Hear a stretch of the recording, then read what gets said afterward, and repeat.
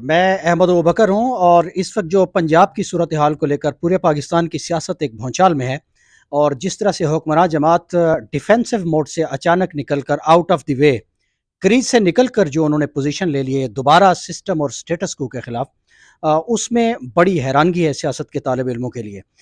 آج جو case supreme court میں چل رہا ہے اس نے دو چار دفعہ انگڑائی لی ہے، اور جس طرح سے اب ججز کا موڈ لگ رہا ہے، لگتا ہے جو ایک رد عمل، جو ایک ان کے اوپر دباؤ ڈالنے کی سیاسی قوتوں نے کوشش کی ہے، بظاہر لگتا ہے کہ وہ اس میں سروائیو کر گئے ہیں، لیکن ابھی فیصلہ آنا ہے۔ یہ معاملہ ہمیں لگتا ہے اب کافی شاید اب آگے چلا جائے۔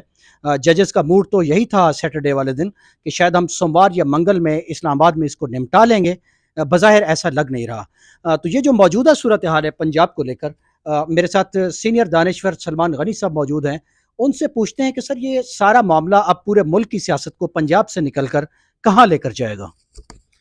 دیکھیں ابوبکر، آپ جب پنجاب کی بات کرتے ہیں تو پنجاب پاکستان کا سب سے بڑا صوبہ ہے، اور آنے والے انتخابات میں بھی محاذ پنجاب میں لگنا ہے، اور پنجاب میں ایک ٹکراؤ اور تناؤ کی کیفیت ہے۔ جیسے آپ نے پنجاب اسمبلی کا ذکر کیا، پنجاب اسمبلی میں ہونے والا الیکشن، اور اب یہ سب کچھ جو ہے یہ پریشر آ گیا ہے پاکستان کی عدالت عظمیٰ پہ۔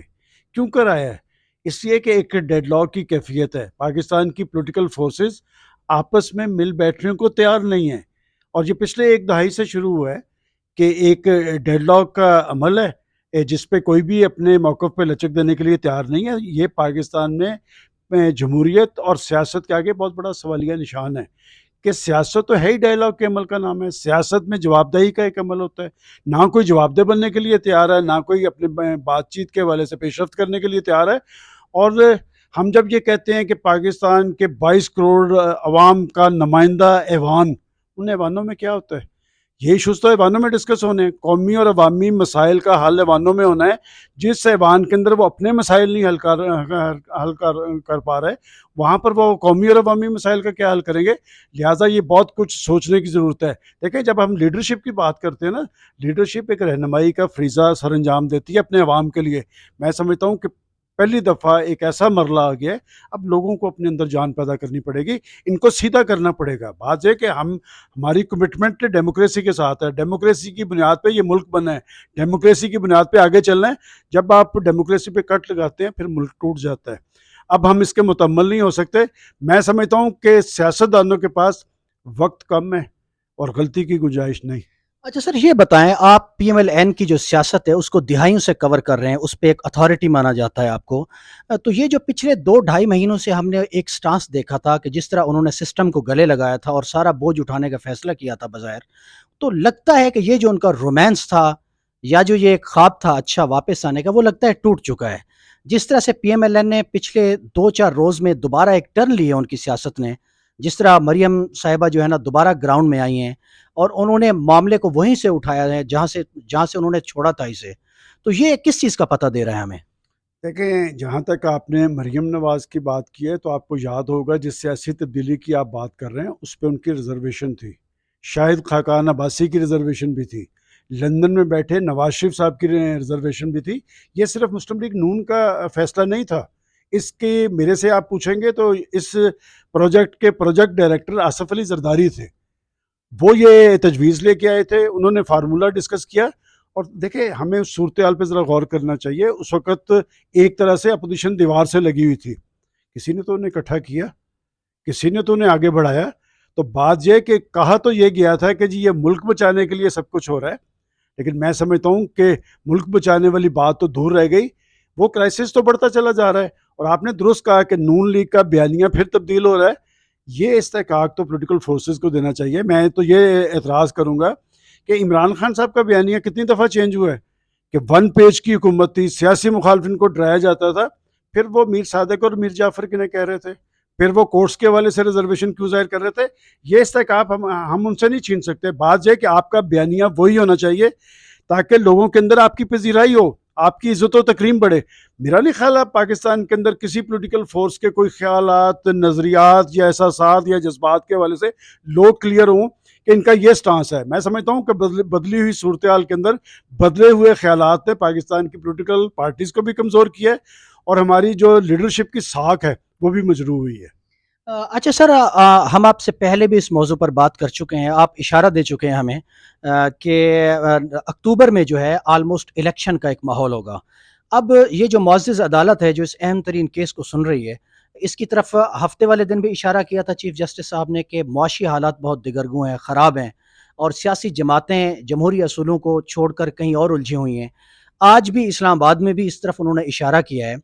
तो क्या ये मामलात मईशत को लेकर किसी ऐसे सेटअप की तरफ तो जाते दिखाई नहीं दे रहे, जो निगरान सेटअप भी बन जाए किसी तरह से, और कोई नर मुदाखलत की बात भी हो रही है, ये ऐसे नहीं बात सामने आई सर।